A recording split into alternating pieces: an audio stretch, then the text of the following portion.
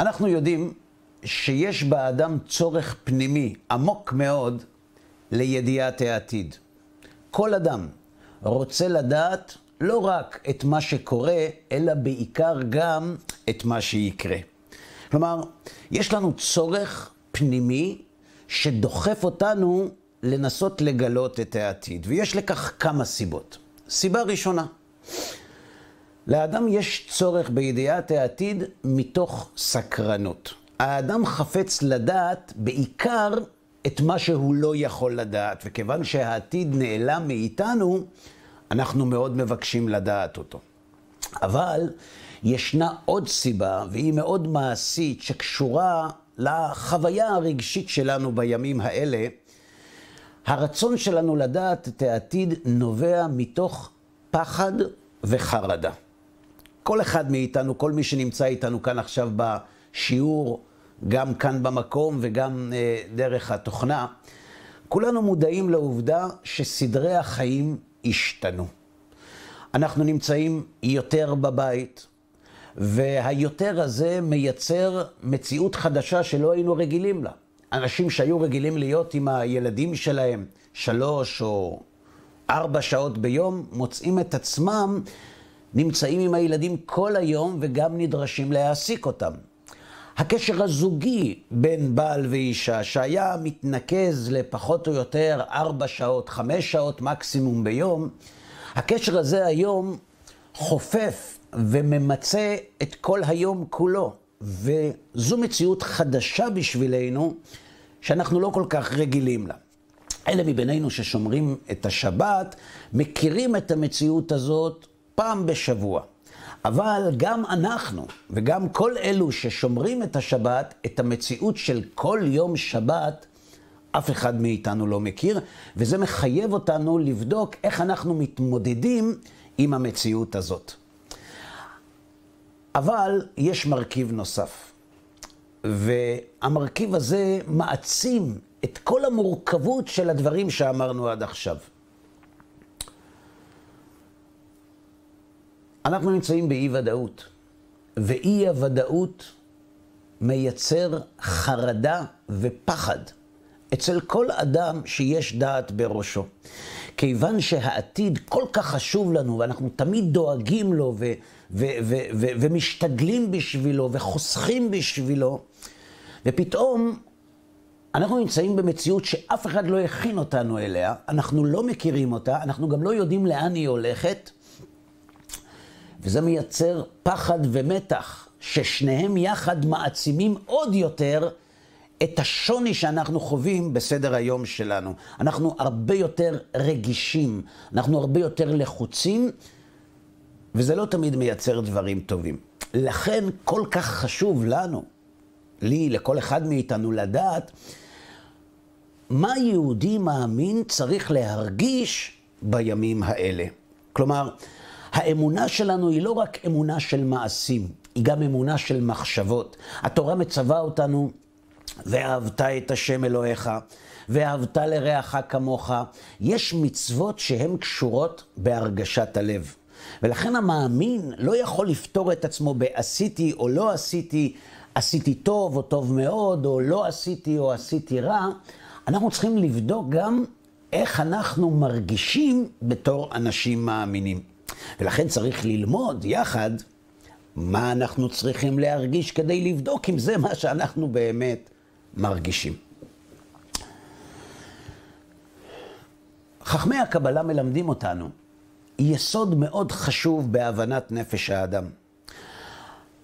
חלק גדול מהמתח והחרדה שאופפים אותנו זה כי אנחנו לא מבינים מה קורה לנו. למה אנחנו מרגישים כמו שאנחנו מרגישים?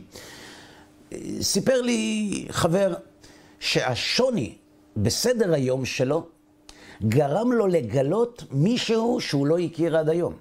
כי אנחנו בעצם, הזהות שלנו מורכבת ממה שאנחנו עושים, מהמערכת החברתית והסביבתית, התרבותית, הכלכלית שאנחנו חלק ממנה, ובחלק גדול מן היממה הרגילה אנחנו עסוקים בבניין הזהות שלנו דרך אותם פרמטרים חיצוניים.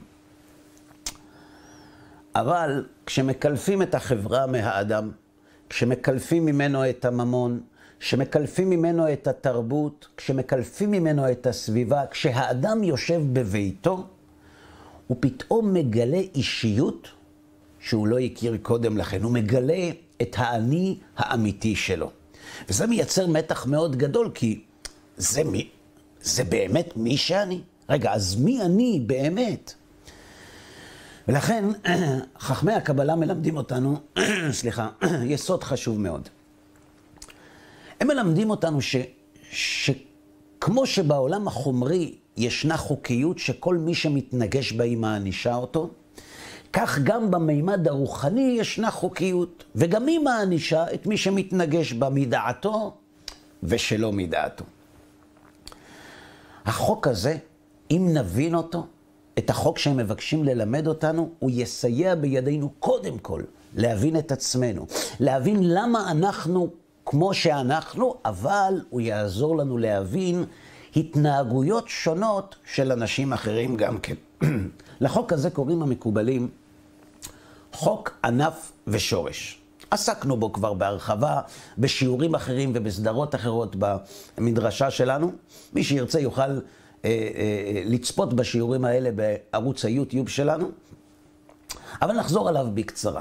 הם אומרים כך, אם ניקח ילד שמעולם לא ראה צמחים, לא ראה פרחים, לא עצים, לא דשא, לא עציצים, לא ראה, נולד לבידוד. ואנחנו נראה לילד הזה ענף ושורש. ואנחנו נשאל אותו, האם לפי דעתו, שני המוצרים האלה, שני החלקים האלה, האם יש להם קשר? האם הם בני משפחה אחת? אם הילד חכם, הוא יגיד שלא. למה? כי הם לא דומים. כי הענף הוא צעיר ומטפס ומלבלב וירוק, והשורש הוא זקן ויורד אל תחת האדמה ויבש. אבל אם נרצה, אומרים המקובלים, אם נרצה להוכיח לילד שיש קשר הדוק בין שני המרכיבים האלה, כל מה שצריך לעשות זה לקחת את הענף ולהבריך אותו באדמה. ברגע שהברקנו את הענף באדמה, הילד יגלה לאט לאט איך שהענף מפסיק להיות ענף. הוא פתאום מפסיק להיות ענף ומתחיל להיות שורש. ומכאן גם הילד, אבל גם אנחנו, לומדים כמה דברים. דבר ראשון, אנחנו לומדים שאם הענף נהיה שורש, הוא יודע איך להיות שורש. אין יש מאין בעולם הטבעי שלנו. לכן, המידע איך להיות שורש קיים בענף. אלא, שאם הענף יודע להיות שורש, זה לא מפני שאתמול הוא הלך לבית הספר. המידע איך להיות שורש קיים בענף עוד בהיותו ענף. אז למה רק עכשיו הוא החליט להיות שורש ולא כשהוא היה באוויר? כי התנאים לא אפשרו זאת. כי עכשיו, לעת הזאת, הוא שב לביתו, לצור מחצבתו, לבית אביו מולידו. וכשהענף חוזר הביתה, הוא מפסיק להיות ענף וחוזר לשורשו והופך להיות שורש. עד כאן דברי המקובלים בעניין חוק ענף ושורש. איך זה קשור אלינו? אומרים המקובלים, האדם יש בו שני מימדים. כמו שאנחנו כיצורים אנושיים מורכבים משני מימדים שמעצבים את הזהות שלנו, כמו שאמרנו בתחילת השיעור. יש בנו את האני הפרטי, את מי שאנחנו, אבל יש בנו גם את החלק שמחבר אותנו עם האחרים. האדם הוא פרט, הוא כלל. הוא פרט כשלעצמו, יש בו תכונות ייחודיות, יש בו קומבינציה רגשית ייחודית, יש לו מבנה גנטי ייחודי. אין עוד בעולם מישהו כמוני. אבל מצד שני, אני לא רק אני גם חלק מציבור, אני חלק ממשפחה, אני חלק מחברה, אני חלק מהמין האנושי. כלומר, יש בנו שני מרכיבים. יש בנו את מי שאנחנו הייחודי, את הבשבילי נברא העולם, אבל יש בנו גם את העולם שאנחנו חלק ממנו. אותו דבר גם במבנה הרוחני שהמקובלים מלמדים אותנו. הם אומרים שיש באדם שני מימדים, וזה כתוב בתורה, לא צריך את הקבלה בשביל לדעת את זה. בתורה כתוב שהאדם מורכב מחומר ומרוח, מגוף ומנשמה. כתוב בפסוק בחומש בראשית, וייצר השם אלוהים את האדם עפר מן האדמה. כלומר, יש בנו מימד חומרי, גופני, גשמי, וזה חלק מאיתנו. אבל ויפח באפיו נשמת חיים. כלומר, האדם יש בו מימד חומרי, ומימד שאינו חומרי שהקדוש ברוך הוא נפח בו. וכאן שואלים המקובלים שאלה. הגוף מהיכן הגיע? הגוף הגיע מהאדמה. נכון. אבל הנשמה, שאלתם את עצמכם פעם, מהיכן מגיעה הנשמה? כלומר, מאיזה בנק? מתחת כיסא הכבוד? כמה מקום יש שם? הרי אנחנו יודעים שבמימד הרוחני אין זמן ואין מקום. מה משמעות ההגדרה תחת כיסא הכבוד? ואיך הגיעה הנשמה, אם יש תחת כיסא הכבוד, אל אותו תחת כיסא הכבוד, שמשם הקדוש ברוך הוא לקח את הנשמה ונפח באדם?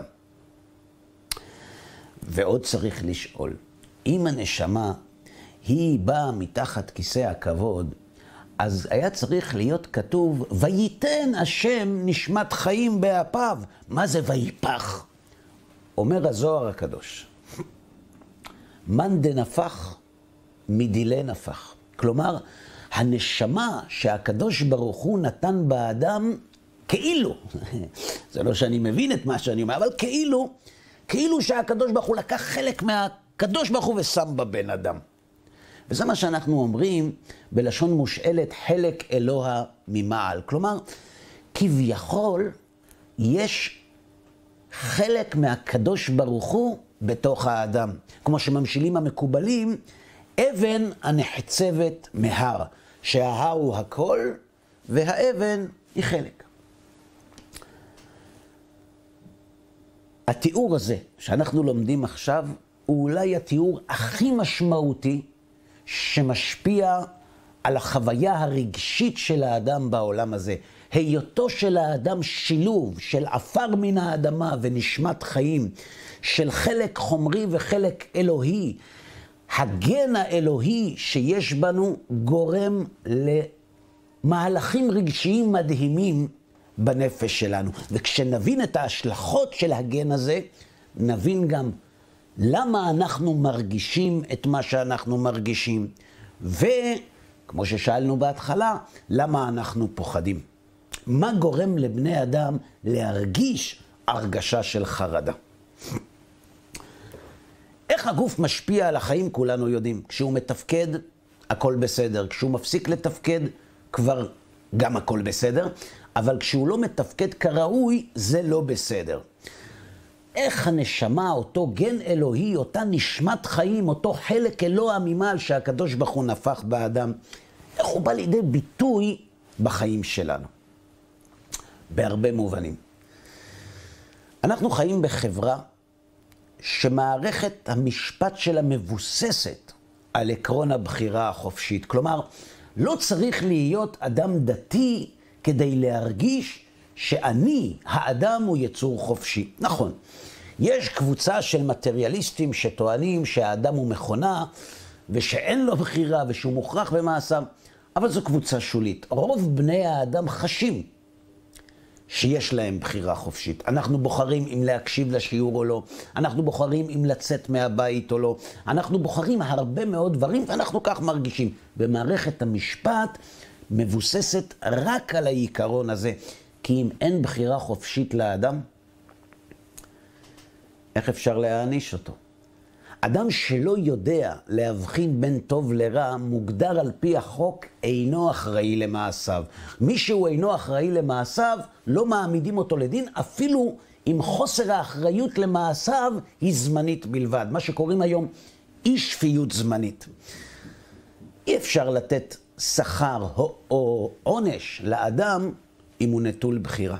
כלומר, ההנחה הזאת, הכל כך בהירה וברורה לנו, שיש לנו בחירה חופשית, היא יסוד החינוך, היא יסוד המוסר, היא יסוד המשפט, היא היסוד שכל העולם החברתי שלנו מבוסס עליו.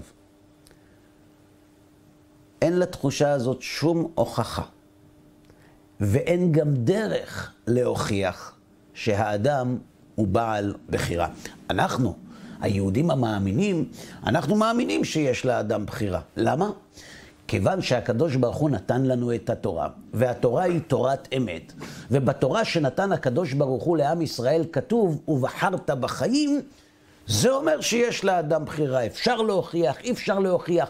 ברגע שנוכחנו באמיתות התורה, באותו רגע נוכחנו באמיתות כל מה שכתוב בה, ומכאן הבחירה החופשית. אבל אדם שחס ושלום לא מאמין באמיתות התורה, או לא מאמין בקדוש ברוך הוא, אין לו שום דרך להוכיח שהאדם הוא בעל בחירה. להפך, כל המציאות משדרת דטרמיניזם מוחלט, היעדר בחירה, סיבה ומסובב. החוקיות הטבעית היא ההוכחה לכך. אין אפשרות לאדם להוכיח שיש לו בחירה חופשית. אז מאיפה מגיעה התחושה שיש לאדם בחירה? מהגן האלוהי. הקדוש ברוך הוא יתברך ויתעלה שמו. אין מונע לרצונו, אין מי שיאמר לו מה תעשה ומה תפעל. הקדוש ברוך הוא אין סוף ברוך הוא, ולכן הקדוש ברוך הוא בלתי מוגבל. הוא לא כפוף לשום תנאים ולשום חוקים. הוא היוצר, הוא הבורא והוא המסדר, אבל החוקיות שהוא ברא ויצר לא חלה עליו. כיוון שכך, אם הבורא יתברך ויתעלה, הוא בלתי מוגבל. אם לוקחים חלק מהאלוהות הזאת ומכניסים באדם, יש באדם גן שמגיע ממקום שהוא בלתי מוגבל. הוא חופשי, אי אפשר להכריח אותו, ומכאן מגיעה התחושה הפנימית הבלתי ניתנת להוכחה שהאדם הוא בעל בחירה חופשית. כלומר, ויפח באפיו נשמת חיים מייצר בנו תחושה שאנחנו בעלי בחירה, כי יש בנו מימד כלשהו שמגיע מחוץ לחוקיות. מאת הבורא יתברך ויתעלה. אגב, אותו דבר בקשר לסקרנות שהזכרנו בתחילת השיעור. למה אנשים סקרנים? למה יש באנשים רצון לדעת? הרמב"ם כותב במורה נבוכים שגם הכסיל מתעניין במה שמתעניין החכם. גם אותו, אחד מן השוק שתעצור ותשאל, אם מעניין אותו לדעת מהי הנפש וכיצד תצא מן הגוף ומה הם השמיים והמלאכים, הוא בוודאי יאמר לך, כותב הרמב"ם במורה, שהוא רוצה לדעת. אז מה ההבדל בין החכם לטיפש, לכסיל? שהחכם מבין שהחוכמה זקוקה להקדמות רבות, והכסיל רוצה שתאמר לו את הדבר בשעה או בשעתיים. אבל הסקרנות מוטבעת בנפשו של כל בר דעת, בכל בן אדם. מאיפה הסקרנות מגיעה? למה אנחנו רוצים לדעת? כי היעדר הידיעה הוא הגבלת הגן האלוהי, הוא הגבלת הנשמה. הקדוש ברוך הוא יודע ועד וזוכר כל הנשכחות, ואין שכחה לפני כיסא כבודו. הקדוש ברוך הוא בלתי מוגבל לא רק ביכולת, אלא גם בידיעה. ולכן, כיוון שהגן האלוהי הזה נמצא בתוכנו, יש בנו כוח שדוחף אותנו לפרוץ את גבולות התודעה. והפריצה של גבולות התודעה היא בעיקר במקום שבו האדם אינו יכול לגעת. לכן העתיד כל כך מסקרן אותנו. תופעה נוספת שגם היא נובעת מן הגן האלוהי הזה, זו השאיפה לתענוג. אנחנו יודעים שמה שמניע את האדם בחייו, כך מלמדים המקובלים, זה הרצון ליהנות, או במילים קצת יותר מעודנות, הרדיפה האינסופית אחר מילוי החסרונות שלנו. זה מה שאנחנו רוצים וזה מה שאנחנו מחפשים, ואנחנו עסוקים כל החיים בבריחה מן החיסרון, ואם הוא כבר קיים, במילוי החיסרון. מאיפה מגיע הצורך הזה בתענוג? גם הוא, נכון, מהגן האלוהי. השם יתברך ויתעלה, הוא אינו חסר. וכיוון שהוא אינו חסר, יש באדם מימד שלא מסוגל לקבל את מצב החיסרון. הוא לא מסוגל לחיות במצב של סתירה בין המציאות שבה הוא נמצא לבין המציאות שממנה הוא מגיע. ולכן הגן האלוהי הזה דוחף את האדם כל החיים לבקש את מילוי חסרונו, במילים אחרות, ליהנות. אנחנו סובלים כשאנחנו חסרים, כי יש בנו גן שמגיע ממקום של שלימות. ועכשיו באנו אל הנקודה שבה אנחנו מבקשים להתעסק. השם יתברך, אין בו שינוי ותמורה. כך אנחנו אומרים כל בוקר. אם אין בקדוש ברוך הוא שינוי ותמורה, והוא מעבר לזמן ולמקום, יש באדם גן שלא מסוגל להתקיים במציאות של שינוי ותמורה, כי הוא מגיע ממקום מאין בו שינוי ותמורה. אנחנו חיים בעולם שכולו שינויים. והשינויים הם עול, זה כמו לקחת בן אדם שזקוק לחמצן ולדחוף לו את הראש מתחת למים. קשה לו מאוד עם זה, הוא מבקש לצוף, לעלות, למשוך אוויר. בדיוק את הפעולה הזאת מבצע הגן האלוהי. הוא מבקש להתעלות ממימד השינוי ולהגיע אל האין שינוי שממנו הוא בא. ולכן הנשמה משוועת, מייחלת, זועקת ליציבות, להמשכיות, לקביעות, למילוי ולשגרה. אנחנו יצורים שמבקשים שגרה כמו חמצן לגוף. למה שגרה? כי השגרה זה המצב הכי דומה לאין שינוי שממנו הגן האלוהי מגיע. לכן השינוי גורם לאדם לחששות, ושינויים גדולים גורמים לאדם לפחדים, ושינויים יותר גדולים גורמים לנו לחרדות. הצורך שלנו בביטחון העתיד נובע מהשאיפה לשמר את השגרה. לכן כשאנחנו לא שולטים בהווה, אנחנו פוחדים. וכשאנחנו לא יודעים מה יהיה בעתיד, אנחנו חרדים. יש הבדל גדול בין פחד לחרדה. הפחד הוא מאי שליטה בהווה. את זה יש גם לבעלי חיים. החרדה היא דמיונית. החרדה היא לא מפני ההווה, ההווה בסדר, יחסית. אז למה אתה חרד? אבל מה יהיה? תגיד, מה יהיה? תעצור אנשים ברחוב. זה מה שכל אחד שואל. תגיד, מתי זה ייגמר? מה יהיה? לאן זה הולך להגיע? העולם נחרב. מאיפה מגיעים המשפטים האלה?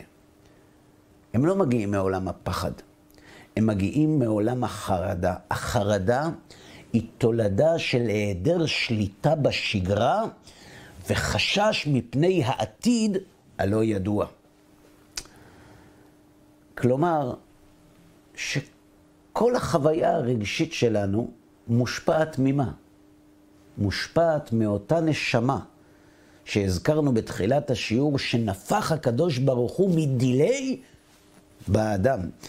כלומר, האדם הוא יצור חומרי שנברא מתוך החומר, מן האדמה, שחוקי החומר חלים עליו, אבל הקדוש ברוך הוא מכניס בו משהו מבחוץ, והמשהו המבחוץ הזה מטלטל את האדם וגורם לו לבקש מילוי ושגרה ושבירת גבולות ומרדנות ובחירה וכל התכונות שהזכרנו.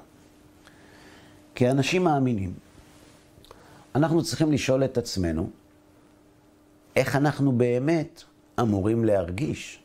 כי אם אנחנו מאמינים שהקדוש ברוך הוא בורא העולם, והוא ברא את העולם כדי להיטיב לנבראיו, והוא חפץ בהטבה שהוא מיטיב לנו, ושהוא מנהל את העולם ומשגיח עליו, זה אומר שבעצם הקדוש ברוך הוא מלווה אותנו. ולכן השאלה היא, למה אנחנו פוחדים? איך יכול להיות מאמין פוחד? איך יכול להיות מאמין חרד? הרי מדובר בשני הפכים. ואם תשאלו ותגידו, כן, אבל תשמע, אנחנו לא יודעים, אנחנו בני אדם. נכון, אנחנו בני אדם. יש לנו גוף שמבקש מילוי, יש לנו גוף שמבקש תענוג, יש לנו גוף שנברא מהאדמה, אבל אם אנחנו אנשים מאמינים,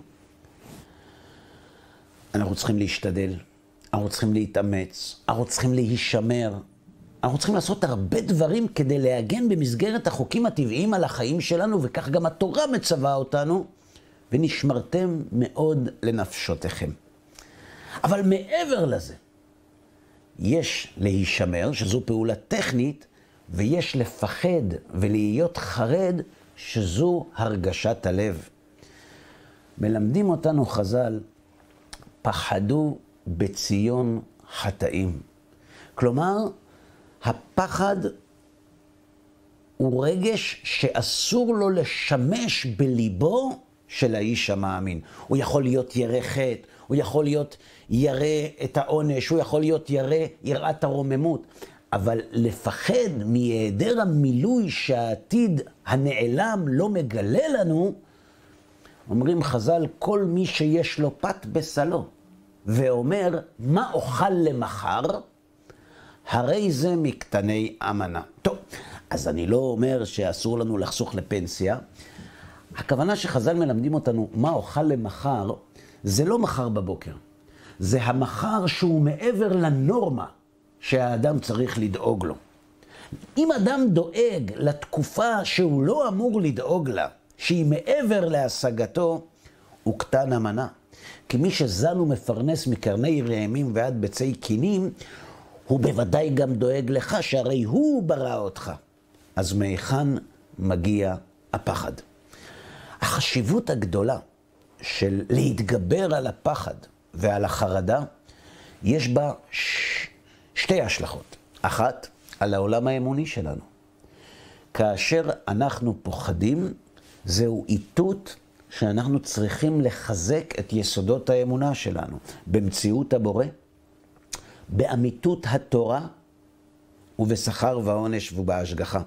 כלומר, מי שיש לו אמונה שלמה במציאות השם, מי שיש לו אמונה שלמה באמיתות התורה, מי שיש לו אמונה שלמה בשכר ועונש ובהשגחה, הוא לא פוחד. כאשר שמואל אומר לקדוש ברוך הוא, שאומר לו ללכת למשוח את דוד למלך בבית לחם, אומר שמואל לקדוש ברוך הוא, ושמע שאול והרגני, שמואל לא פחד. שמואל רצה לברר עד היכן גדר ההשתדלות שהוא מחויב לה. אבל ברגע שהקדוש ברוך הוא אומר לו ללכת, הוא הולך. הפחד הוא רגש שאסור לאדם המאמין להשאיר בתוכו. זה בפן האמוני. אבל יש פן נוסף. בפן הרגשי. הרי למדנו בתחילת השיעור שמעבר לכל השינויים הדרמטיים שאנחנו עוברים בשבועות האחרונים, היכולת להסתגל לשינויים האלה מתעכבת בגלל הפחד ובגלל החרדה. כי כשאדם חרד ואדם פוחד, הוא מבצע הרבה מאוד טעויות. אנחנו יכולים לראות את זה בתורת המשחקים. כשאנחנו משחקים שחמט, לפעמים אנחנו מנצחים, לפעמים אנחנו מפסידים. אבל כשאנחנו עומדים מהצד ומסתכלים על שני אנשים אחרים שמשחקים שחמט, אנחנו רואים הרבה מהלכים שאם אנחנו היינו יושבים, או לא היינו עושים, או ודאי היינו עושים. למה אנחנו לא רואים את המהלכים שאנחנו רואים מן הצד, כשאנחנו יושבים ליד לוח השחמט? והתשובה היא פשוטה. כשאדם עושה טעות, הוא מבקש לתקן אותה. וכשאדם עושה טעות ומבקש לתקן אותה, שיקול הדעת שלו נפגם. כשאדם איבד רץ, או סוס, או טורה, או מלכה, הוא מבקש להחזיר כמה שיותר מהר את היתרון לצד שלו. והדחף הזה, המהירות הזאת, הלחץ להחזיר את מה שהפסדתי, גורם לאנשים לעשות טעויות שאם הם היו עכשיו ניגשים לשולחן לשבת, הם בוודאי לא היו עושים. אז למה הם עושים אותם בכל זאת? הם עושים אותם בגלל שאנחנו לא דף חלק. ההחלטות שאנחנו מקבלים עכשיו הן לא מנותקות מהטעויות שעשינו בעבר, ולכן אנחנו בהרבה מקרים מעצימים את הטעות. אפשר לראות את זה בהשקעות כלכליות. כבר חסמתי כסף, כבר הפסדתי, אז בוא נדחוף עוד קצת, שלפחות נציל את מה שאפשר, ואז הוא מפסיד את הכל. ובמבט לאחור אומר לעצמו, למה לא הלכת באמצע? למה לא קמת והלכת? למה עשית את הטעות הזאת? בדיוק בגלל הטכניקה שדיברנו עליה עכשיו. שהאדם נמצא בפחד, שיקול הדעת שלו נפגע. החיישנים הרגשיים שלו רגישים מאוד להערות, למילים, לכן, כדי לשרוד את התקופה הזאת, לא רק מן הבחינה האמונית, אלא גם מהבחינה המשפחתית, החינוכית והזוגית, אנחנו זקוקים להיות במצב רגוע. כי כשהאדם רגוע, את הטעויות שהוא עושה כשהוא לחוץ, הוא לפחות לא יעשה, ואז יהיה לנו יותר קל להסתגל למציאות שבה אנחנו חיים. נקודה נוספת בהקשר הזה.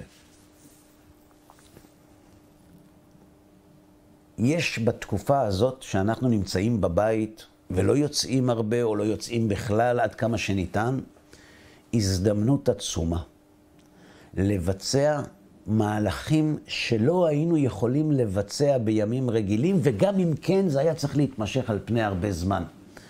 טוענים אנשים שהתהליכים שהטבע עבר בשניות הראשונות מאז המפץ הגדול, אלו תהליכים שאם היו צריכים להתרחש בימינו, היו אורכים מיליארדים של שנים.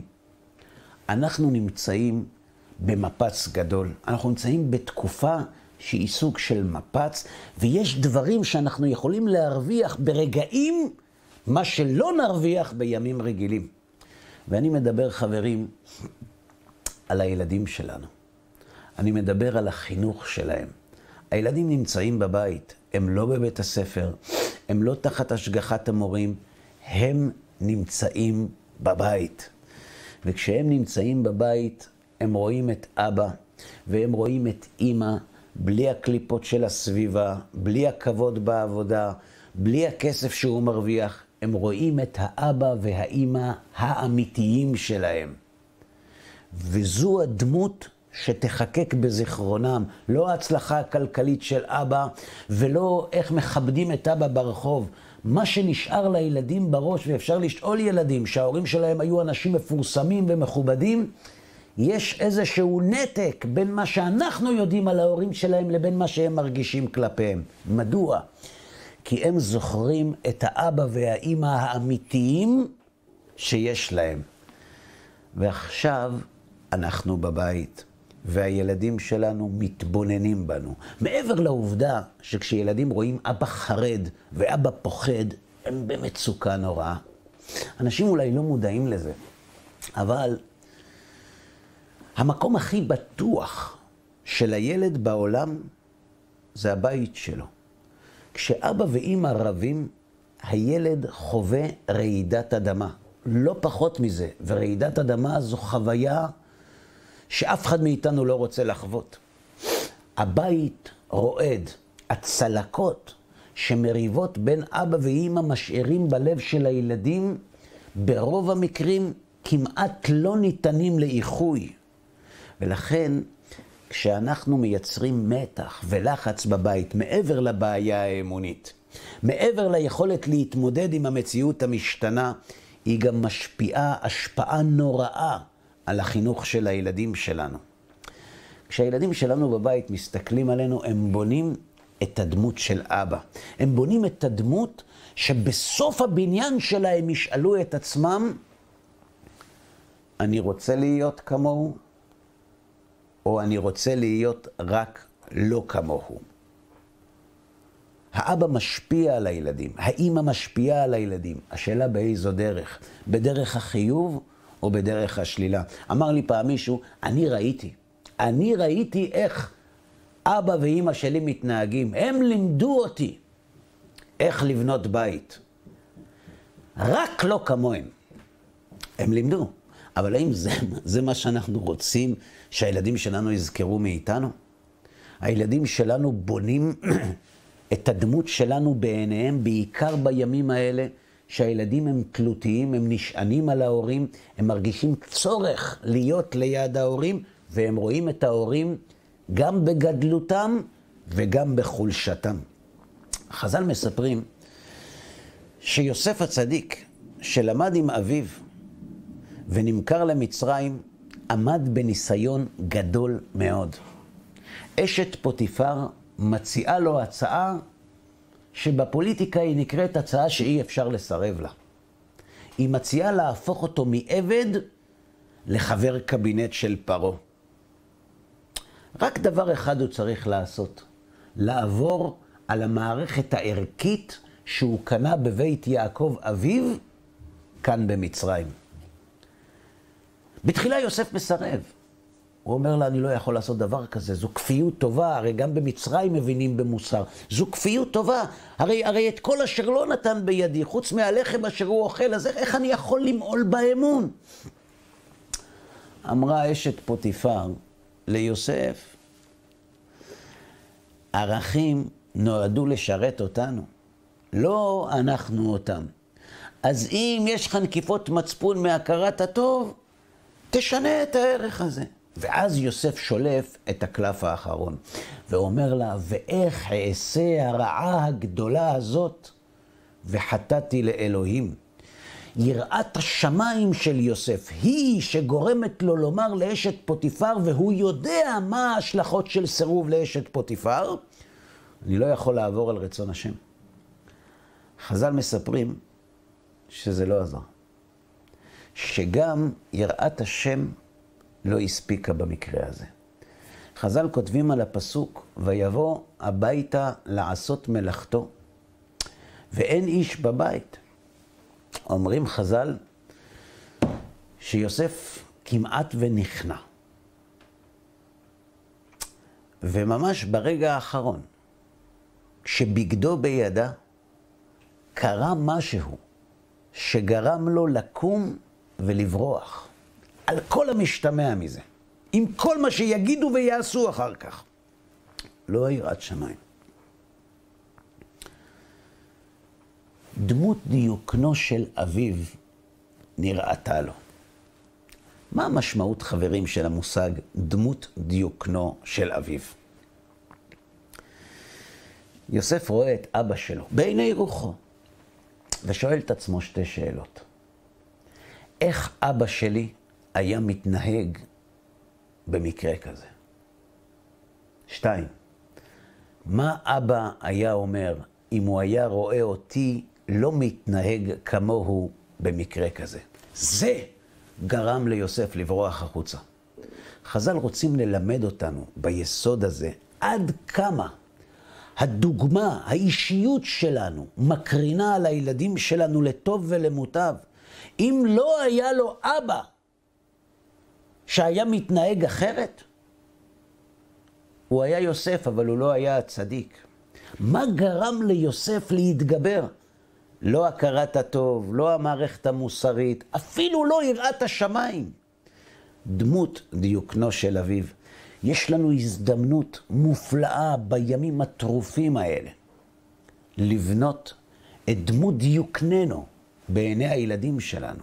הם מסתכלים איך אנחנו מתפללים, הם מסתכלים איך אנחנו אוכלים, הם מסתכלים איך אנחנו מברכים, הם מסתכלים איך אנחנו מדברים, הם מסתכלים האם אנחנו מדברים לשון הרע ורכילות או לא, הם מסתכלים איך אנחנו מתייחסים לבת הזוג ואיך בת הזוג מתייחסת לבן הזוג, הם יושבים וצופים בנו ופשוט מסרטטים קווים לדמות דיוקננו, שבימים רגילים זו דמות שנבנית על פני שנים רבות. רק בגלל זה, גם בגלל האמונה, גם בגלל הרגשות, גם בגלל זה ובעיקר בגלל זה, אנחנו מחויבים לסלק את הפחד והחרדה מהחיים הרגשיים שלנו, כי הם האויב הגדול ביותר לדוגמה האישית. כי כשאדם פוחד וחרד, הוא בדרך כלל לא מקבל החלטות שקולות, והוא גם לא מגיב בצורה פרופורציונלית, והוא גורם לנזק עצום לדמות דיוקנו בעיני ילדיו.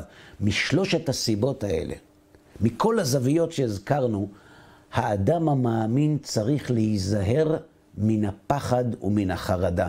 באותה עוצמה שהוא משקיע בזהירות, בשמירה על עצמו מבחינה גופנית, בלא להיות בחברת אנשים, בכל הדברים החשובים וההכרחיים שמי שלא שומר אותם, הוא אפילו לא פושע, הוא הרבה יותר גרוע מזה, כי הוא גם מזיק לאנשים אחרים וגם מסכן את חייהם. בדיוק באותה עוצמה שהוא דואג לגוף, הוא צריך לדאוג לנפש.